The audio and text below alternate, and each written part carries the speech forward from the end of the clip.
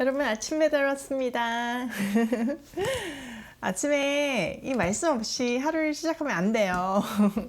제가 배달하는 말씀을 드셔도 되지만 꼭 다른 말씀이라도 먹고 시작하셔야 됩니다. 자, 오늘은 애굽에 대한 심판의 예언이에요. 사실 제가 이사야서를 처음 시작할 때 계속 이 패턴을 알잖아요. 이 39장까지 계속 심판의 내용일 건데 이 반복되는 내용을 어떻게 잘 전달할 수 있을까? 이거 뭐 오늘은 애굽, 내일은 뭐 에돔, 뭐 이렇게 계속 하면 아침마다 뭐 즐거운 소식도 아니고 심판의 소식이 과연 우리한테 힘을 줄 수 있을까? 또 지겹지는 않을까? 나가 떨어지면 어떡하지? 막 이런 생각들을 했습니다. 그런데 그건 정말 기우였어요. 저도 이번에 이사야서를 묵상을 하면서 너무 신이 나는 거예요. 이런 적이 없었던 것 같아요. 정말 너무 기대가 되고 이 심판의 메시지 그 밑에 흐르는 사랑의 메시지에 정말 가슴이 뜨거워지고 하나님을 깊이 알게 되는 것 같습니다. 하나님의 경륜을 배우는 것 같습니다. 여러분도 그러시죠? 자, 오늘은 이제 애굽에 대한 심판을 한번 보도록 하겠습니다. 자, 애굽은 여러분한테 특별히 제가 설명을 안 해도 될 정도로 강대국이었습니다. 그 당시에 뭐 애굽을 따라올 나라가 없었어요. 그러니까 최초의 문명이 메소포타미아 문명이었잖아요. 그 다음 문명이 이집트 문명이잖아요. 그러니까 우리도 지금 반만 년의 역사를 자랑하고 있지만 그거하고는 비교가 안 되는 정말 찬란한 문화와 역사가 있는 곳이 이집트였습니다. 아직도 풀지 못하는 미스테리가 있을 정도잖아요. 그런 문명을 이루고 살았으니 그들의 교만이 하늘을 찌를 수밖에 없었고 바로는 태양의 위치, 태양신의 위치, 신인격화 될 수밖에 없었습니다. 하나님이 그런 그들을 내버려 두실 리가 없잖아요. 그래서 그들을 심판하는 내용이 지금 오늘 19장에 있는 것입니다. 자, 한번 한 절 한 절 읽어가면서 하나님은 어떻게 경고를 하시고 또 어떻게 성취를 하셨나 한번 보도록 하겠습니다. 기대해 주세요. 자, 1절 애굽에 가는 경고라. 보라, 예수께서 빠른 구름을 타고 애굽에 임하시리니 애굽의 우상들이 그 앞에 떨겠고 애굽인의 마음이 그 속에서 녹으리라. 네, 하나님의 빠른 구름, 그러니까 속히 이 일이 임한다는 거죠. 뭐 시간을 두고 오래 걸쳐서 망하는 게 아니라 속히 임한다는 것을 얘기하고 있습니다. 그 애굽 그 허탄한 우상들이 그들이 섬기는 거 해봤자 뻔하잖아요. 그 10가지 재앙 뭐 파리, 뭐 메뚜기 이런 거 다 섬겼거든요. 그런 것들이 다 떨겠고 너무 당연하죠. 그런 어떤 무너지는 자기네들이 의지했던 것이 사라지는 것을 통해서 그들의 마음이 녹아내리는 겁니다. 두려워서.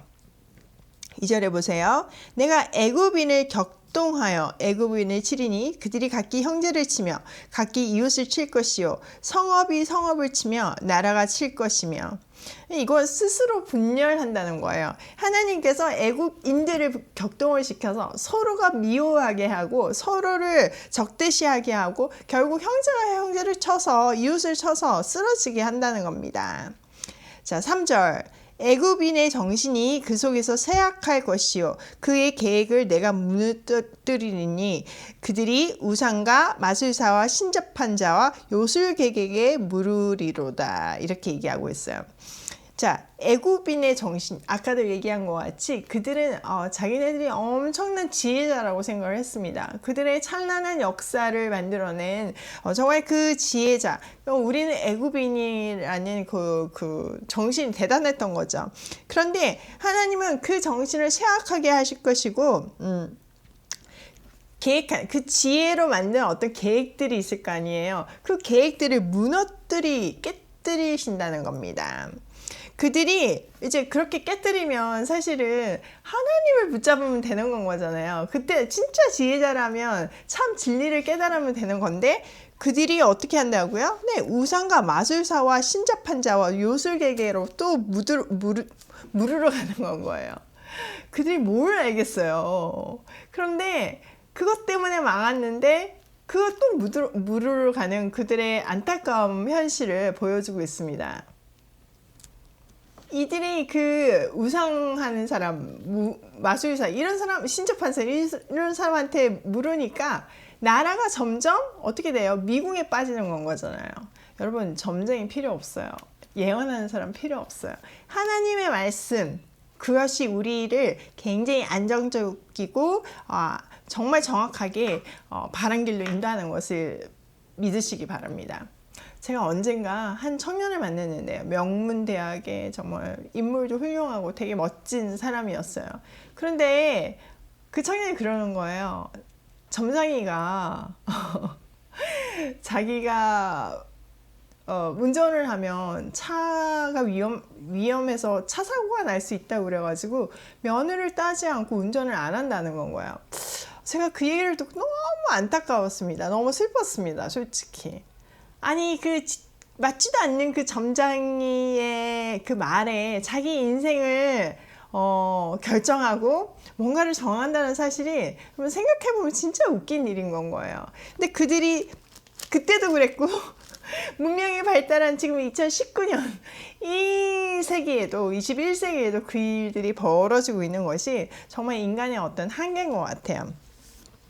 자, 그들이 그 우상한테 물으니까 더 혼란해진다고 그랬잖아요. 미궁에 빠진다고 그랬잖아요. 4절 볼게요. 내가 애굽인을 잔인한 주인의 손에 붙이리니 포악한 왕이 그들을 다스리리라. 주 만군의 여호와의 말씀이시라. 하나님을 굉장히 지배하시다고 얘기했죠. 하다가 그만두는 경우가 없어요. 끝자를 보세요. 그러니까 애굽이 우상을 섬겨서 하나님이 치셨는데 그 정신 안 차리고 더 붙잡으니까 더 흔드신다는 거죠. 이제는 포악한 왕이 다스려서 그들의 삶 자체가 굉장히 피폐해지게끔 한다는 겁니다. 5절에 보세요. 바닷물이 없어지겠고 강이 잦아서 마르겠고 강들에게는 악취가 나겠고 애굽의 강물은 줄어들고 마름으로 갈대아 부들이 시들겠으며 나일 가까운 곳, 나일 언덕 초장과 나일강 가까운 곡식밭이 다 말라 날려가 없어질 것이며 어부들이 탄식하며 나일강에 낚시를 던지는 자마다 슬퍼하며 물 위에 그 그물을 치는 자는 피곤할 것이며 세마포를 만드는 자와 배 짜는 자들이 수치를 당할 것이며 그의 기둥이 부서지고 품꾼들이 다 마음에 근심하리라. 네, 이렇게 되어 있어요. 어떻게 된대요? 하나님이 포악한 왕을 세우신다고 그랬잖아요. 그랬더니 바닷물이 없어지고 강이 없어진대. 강이 마른대요. 자, 나일강은 그들의 젖줄이었습니다. 그런데 그 삶의 기반이 되고 중심이 되는 것들이 흔들리다 보니까 삶이 피폐해지는 거예요. 물이 마르니까 악취가 나고 거기서 당연히 물고기, 소산 먹고 살던 것들이 없어지겠죠. 하다못해 갈대와 부들까지 시들어진다는 거죠. 7절에 보니까 그 가까운 곡식밭도 열매가 없어지고 다 사라진다는 겁니다. 다 말라서 없어진대요. 자, 그러다 보니까 물이 마르고 고기들이 없고 이러니까 어부들이 살 수 있어요? 없어요. 8절에 어부들이 탄식하며 낚시를 던지는 자마다 어떻게 해요? 슬퍼한대요. 그물을 치는 차마다 피곤해한대요. 그러니까 아무것도 소산이 없는, 열심히 노력하지만 소산이 없는 그런 저주가 재앙이 임할 거라는 겁니다. 자, 9절에 보면 세마포는 사실 이거는 세마포 짜는 기술은 애굽의 특산물이었습니다. 그래서 정말 많은 나라에 수출이 되고 무역하는 내용들이 열왕기 상에도 보면 있고 그렇거든요. 그런데 그런 사람들과 배 짜는 사람들이 수출을 당할 것이다. 더 이상 할 수가 없는 거야. 그 재료가 없어지는 겁니다. 자, 기둥이 무너지고 품꾼들이 다 마음에 근심한다. 그러니까 그냥 나라가 송두리째 흔들리고 일하는 사람이 다 근심에 빠진다는 건 거예요. 안정이란 찾을 수 없는 그런 시대가 임한다는 겁니다. 이때가 되니까요. 11절 소환의 방백은 어리석었고 바로의 가장 지혜로운 모사의 책략은 우둔하여졌으니 너희가 어떻게 바로에게 이르기를 나는 지혜로운 자들의 자손이라 나는 옛 왕들의 후예라 할 수 있겠냐 이렇게 얘기하는 거죠. 아까 포악한 왕을 준다는 건 거잖아요. 그러니까 이제는 우리는 지혜자의 후손이다. 이런 것들이 전설이 돼버리는 건 거예요. 지혜가 없으니까 어떻게 해요? 분열이 일어날 수밖에 없고 지혜가 없으니까 자기 욕심을 채우고 아까 그랬잖아요. 서로 형제끼리 싸우고 결국 분열돼서 사라질 거다 이랬는데 지혜가 없으니까 분열이 일어나고 그 결과는 삶의 고통으로밖에 올 수 없다는 거죠. 삶의 고통이 올 수밖에 없다는 거죠. 자 12절 볼게요. 너희 지혜로운 자가 어디 있느냐? 그들이 만군의 여호와께서 애굽에 대하여 정하신 뜻을 알 것이요 곧 내게 말할 것이라. 니네 막 지혜롭다고 그랬는데 가서 물어봐라. 하나님 그렇게 지혜로우면 하나님 뜻 한번 물어봐라. 이런 얘기입니다. 모른다는 건 거죠. 13절 소환의 방백들은 어리석었고 노의 방백들은 미혹되었도다. 그들은 애굽 종족들의 모퉁이 돌이었거늘 애굽을 그릇가게 하였도다. 아까 그 포악한 왕들을 주신다는 그 같은 개념인 건 거예요. 지혜자, 그러니까 다스리는 방백들 이런 사람들이 사실 주춧돌이 돼줘야 되고 그러니까 모퉁이 돌이 든든해야 집이 든든히 쓰는 건 거잖아요. 근데 그런 것들이 오히려 애굽을 잘못 가게 하는 그릇 가게 하는 그런 역할을 했다는 겁니다. 그럼 사회가 혼란스러울 수밖에 없죠. 지도자가 너무나 중요한 건 우리가 모두가 알고 있죠. 자 14절 볼게요. 여호와께서 그 가운데 어지러운 마음을 섞으셨으므로 그들이 애굽을 매사에 잘못 가게 함이 취한 자가 토하면서 비틀그림 같게 하였으니 애굽에서 머리나 꼬리며 종려나무 가지나 갈대가 아무 할 일이 없으리라. 네. 하나님께서 그 가운데 어지러운 마음을 혼란스러운 마음을 섞어준 건 거예요. 바른 판단을 할 수 없고 다 혼란스러운 건 거예요. 지도자가 그러니까 밑에 백성들한테 다 같이 우왕좌왕밖에 할 수 없어요. 그런 어떤 광경이 어떻게 표현했어요? 이게 너무 재밌어요. 취한 사람이 토하면서 비틀림 같이 모든 일에 매사에 그런 일이 벌어진다는 거예요. 그냥 삶 자체가 지옥인 건 거죠. 그때가 되면 머리나 꼬리나 그러니까 높은 사람이나 낮은 사람이나 종려나무 가지나 귀한 사람이나 갈대나 천한 사람이나 아무 할 일이 없는 건 거예요. 여러분 사람한테 제일 힘든 게 할 일이 없는 건 거죠. 삶이 무의미해지고 결국은 그것만큼 큰 심판이 없는 건 거예요. 고통스러운 건 거예요. 그 삶 자체가. 자 이것이 끝이라면 너무 슬프겠죠. 너무 무섭겠죠. 그런데 반전 항상 심판 다음에 구원을 주시는 하나님이 계시기 때문에 우리도 소망을 가지고 기쁨으로 나아갈 수 있잖아요. 그런데 그 애굽에 주시는 그 축복의 메시지가 너무 큽니다. 한번 빨리 읽어볼게요. 16절 그날에 애굽이 부녀와 같을 것이라 그들이 만군의 여호와께서 흔드시는 손이 그들 위에 흔들림으로 말미암아 떨며 두려워할 것이라. 이게 혼란스러워지니까 마음이 약해지는 건 거예요. 여자와 같아진다는 거잖아요. 그러니까 여자를 비하한다기보다는 어쨌든 마음이 다 약해진다 이런 뜻입니다. 그래서 하나님이 흔드시는 손이 그들을 흔들니까 그들이 이제 그제서야 두려워서 떤다는 것을 볼 수 있습니다. 17절 유다 땅은 애굽의 두려움이 되리니 이는 만군의 여호와께서 애굽에 대하여 정하신 계획으로 말미암아 그 소문을 듣는 자마다 떨리라. 여러분 애굽은 큰 나라고 유다는 쬐끄만 나라잖아요. 심지어 이 이스라엘 백성은 애굽의 종살이 하던 노예살이를 거의 400년 넘게 하던 사람들이었잖아요. 뭐가 두렵겠어요. 그냥 웃긴 사람들인 거죠. 그냥 뭐 nothing이었어요 그들한테. 그런데 그날이 되면 유다 땅, 하나님이 이스라엘의 하나님이시잖아요. 그렇게 되다 보니까 유다 땅은 애굽의 두려움이 된다는 겁니다.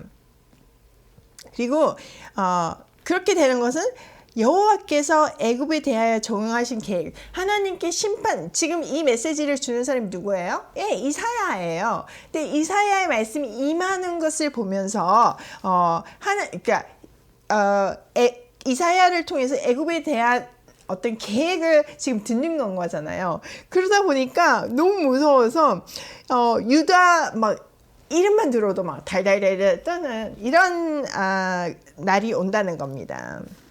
참, 그쵸? 세상에 영원한 건 없어요. 하나님밖에 없어요. 그리고 역사를 주관하시는 분은 하나님이세요. 자, 그 다음 18절. 그날에 애굽 땅에 가나안 방언을 말하며 만군의 여호와를 가리켜 맹세하는 5 성읍이 있을 것이며 그중 하나를 멸망의 성읍이라고 칭하리라. 이렇게 되어 있어요. 자, 애굽 땅에 드디어 가나안 방언을 말하면서 가나안 말로, 그러니까 이스라엘 말로 만군의 하나님을 가리켜 맹세하는 5 성읍이 있을 것이다. 그러니까 하나님을 예배하는 그런 성읍들이 생길 것이다. 이 얘기를 하잖아요. 특히 그 중에 하나는 멸망의 성읍이 될 것이라고 그러는데, 이거는 신앙 때문에 억압을 당하던 유대 도시를 지칭하는 것으로서 정말 하나님을 믿는 신앙 때문에 이런 탄압을 받고 핍박을 받는 그런 성읍까지 생긴다는 거예요. 단순히 믿는 정도가 아니라. 너무 감사하죠? 자, 19절. 그날에 애굽 땅 중앙에는 여호와를 위하여 제단이 있겠고 그 변경에는 여호와를 위하여 기둥이 있을 것이요. 예. 그러니까 여호와를 위하여 그 중앙에는 제단, 예배 처소가 있을 것이고 변방, 그 가장자리, 변두리에는 여호와의 기둥이 있을 것이라는 거는 결국은 전 나라가 하나님을 경배하게 될 것이다. 이 얘기를 하는 겁니다. 그렇죠? 공식 예배가 드려지는 날이 분명히 올 것이다. 이 얘기를 하는 겁니다.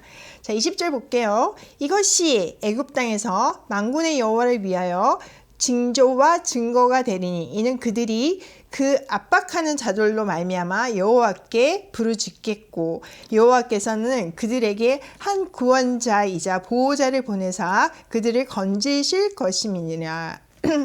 이렇게 여호와를 경외하는 성읍이 생기고 제단이 생기고 기둥이 생기는 것이 징조와 증거가 될 건데, 그 징조와 증거가 뭐냐면은 그런 어떤 그 도시가 생기는 것 자체가 이거를 구원을 하는 건 건데, 어떻게 한대요? 예, 그러니까 고통 속에 있잖아요. 그러니까 부르짖을 거 아니에요. 하나님께 부르짖을 거 아니에요. 그때 구원자와 보호자를 보내주신다는 건 거죠. 결국은 예수 그리스도를 예표하는 건 거지만 어쨌든 하나님께서 그들을 구원하는 구원자를 보내주신다는 약속을 하십니다. 그 예표가 이 조그만 성읍들이 생기는 건 거죠. 제단이 생기는 건 거죠. 자, 21절. 여호와께서 자기를 애굽에 알게 하시리니 그날에 애굽이 여호와를 알고 제물과 예물을 그에게 드리고 경배할 것이요 여호와께서 서원하고 그대로 행하리라. 제물, 예물, 경배, 서원. 하나님의 나라가 애굽에도 임한다는 얘기입니다. 자, 21절. 여호와께서 애굽을 치실지라도 치시고는 고치실 것이므로 그들이 여호와께서 돌아올 것이라. 여호와께서 그들의 간구함을 들으시고 그들을 고쳐주시리라. 하나님께서 고쳐주신다는 거예요. 그들을 치실지라도 그 치심은 돌아오게 하기 위함이고 고침을 받게 하기 위함인 건 거죠. 그래서 이 말이 성취가 됐을까요? 안 됐을까요? 근데 성취가 됐습니다. 여러분 신약에 보면요, 이 애굽 땅 중에서 프톨레미 왕조가 다스렸던 그 시대에는 이 알렉산드리아라는 도시가 수도가 됐어요. 거기서 엄청난 문화의 꽃이 피었거든요. 근데 그때 바로 번역본, 그러니까 히브리어 성경만 있었잖아요. 근데 헬라 사람들, 이제 많은 사람들이 이민을 가고 뭐 여러 가지 이제 이방 사람들이 생겼잖아요. 근데 헬라어를 쓰는 사람, 그 헬라 문화가 꼽히면서 그 알렉산드리아가 헬라 문화를 꼽히는 도시 중에 하나였거든요. 그러니까 이방 민족에게도 읽을 수 있는 성경이 번역됐습니다. 그게 바로 70인경인 건 거예요. 너무 놀랍지 않아요? 그 알렉산드리아의 가장 그 대표적인 사람은 아니고 생각나는 사람 중에 한 명 있으세요 혹시? 네, 바로 아볼로예요. 여러분 사도행전에 보면요 아볼로가 나와요. 혹시 기억하시나요? 네, 바울이 2차 선교 여행 때 브리스길라와 아굴라 그 평신도 부부를 만나잖아요. 그렇죠? 그리고 나서 3차 선교 여행을 계획해요. 그때 중심 도시가 에베소였거든요. 그러면서 예루살렘으로 바울은 선교 보고를 하러 가는 동안에 브리스길라 아굴라를 에베소에 두고 가거든요. 미리 땅을 다지고 있으라고. 근데 브리스길라와 아굴라가 만났던 그곳에 에베소에서 만났던 사람이 바로 아볼로예요. 근데 그때 사도행전을 보면요 아볼로는 알렉산드리아 사람이라고 돼 있어요. 그리고 요한의 세례까지밖에 몰랐다고 돼 있어요. 그러니까 알렉산드리아에 벌써 그 복음이 막 퍼진 거예요. 그 요한의 세례까지 그때 당시만 해도. 그래서 브리스길라와 아굴라가 아볼로에게 그 십자가 사건을 가르쳐주고 나서 그 구약 학자였잖아요. 아볼로가 너무 크게 깨달은 건 거예요. 그래가지고 금방 개척하고 온 고린도 교회의 담임 목사님으로 파송하잖아요. 그 장면 혹시 기억나시나요? 그런 일이 있거든요. 진짜 이 이사야 말씀이 성취가 됐거든요. 지금 계속 더 완벽하게 성취가 되고 있지만 정말 그런 일이 일어났거든요. 신약과 구약이 구약의 예언이 신약에서 성취되는 것을 우리가 볼 수 있거든요. 성경을 붙잡고 있으면 그게 보이는 거거든요. 여러분, 구약에서 예언한 게 신약에 이루어졌는데 우리한테는 예외일까요? 그렇지 않다는 거예요. 하나님의 말씀은 지금까지 신실하게 이루어지고 있다는 것을 여러분 믿으실 때 여러분의 인생이 달라집니다. 성경 말씀이 그냥 책이 아니라 여러분에게 주시는 하나님의 말씀이고 가이드라고 생각할 때 여러분의 인생이 달라지는 건 거예요. 아멘이시죠? 그 다음 볼게요. 자, 23절. 그날에 애굽에서 아수르를 통하는 대로가 있어 아수르 사람은 애굽으로 가겠고 애굽 사람은 아수르로 갈 것이며 애굽 사람이 아수르와 함께 경배하리라. 아멘이죠. 아수르하고 막 계속 싸우잖아요. 애굽하고. 그런데 그날에 하나님 때가 그러니까 은혜의 날에는 그 두 나라에 있는 대로가 생기고 함께 경배한다는 건 거예요. 열망이 죽게 돌아온다는 겁니다. 하나님 안에 있으면 특징이요. 이렇게 연합이에요. 분열이 아니라 하나님 안에서는 막힘담이 허물어지는 놀라운 역사가 벌어진다는 거죠. 자, 그래서 그날에 24절 이스라엘이 애굽 및 아수르와 더불어 셋이 세계 중에 복이 되고 이는 만군의 여호와께서 복을 주시며 이르시되 내 백성 애굽이여 내 손으로 지은 아수르여 나의 기업 이스라엘이여 복이 있을지어라 하실 것입니다. 아수르도 애굽도 이스라엘도 다 같이 하나님의 자녀로 복의 근원이 되고 복이 된다는 이 놀라운 소식이 이 이사야서에 있습니다. 여러분 하나님의 말씀에 이렇게 시대를 아우르고 막힌 담을 뚫어내고 정말 높아진 것을 낮아지고 낮아진 것을 높이며 평탄한 평지를 만드는 놀라운 정말 파워이고 말씀이고 생명입니다. 그 역사를 써내려 가시는 하나님이 우리의 아버지인 건 거예요. 이건희, 이재용 부러워할 일이 아니에요.